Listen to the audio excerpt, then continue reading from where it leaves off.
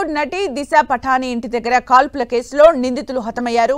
ఈ కేసులో ఆరోపణలు ఎదుర్కొంటున్న ఇద్దరు నిందితులు పోలీసుల ఎన్కౌంటర్లో చనిపోయారు. ఈ విషయాన్ని ఢిల్లీ పోలీసులు ధృవీకరించారు.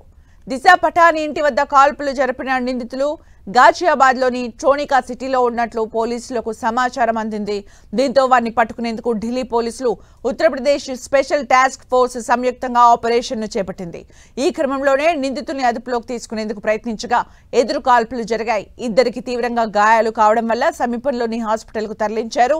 చికిత్స పొందుతూ అక్కడే మృతి చెందారు.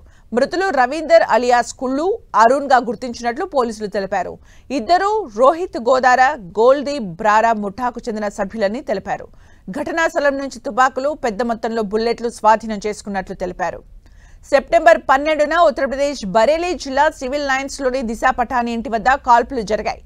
బైక్ పై వచ్చిన ఇద్దరు వ్యక్తులు 10 నుంచి 12 రౌండ్లు కాల్పులు జరిపినట్లు పోలీసులు తెలిపారు. అయితే ఓ వర్గం మనోభావాలు దెబ్బతీసేలా దిశా సోదరి ఖుష్బూ పఠానీ వ్యాఖ్యలు చేశారన్న కారణంగా కాల్పుల ఘటన జరిగినట్లు తెలుస్తోంది. ఈ ఘటనకు తామే బాధ్యులమని గోల్డీ బ్రార్ గ్యాంగ్ ప్రకటించుకుంది. మాజీ ఆర్మీ అధికారిని అయిన ఖుష్బూ ప్రస్తుతం ఫిట్నెస్ ట్రైనర్ గా పనిచేస్తున్నారు. యోగి ఆదిత్యనాథ్ హామీ ఇచ్చిన మరుసటి రోజే ఈ ఎన్కౌంటర్ జరిగింది.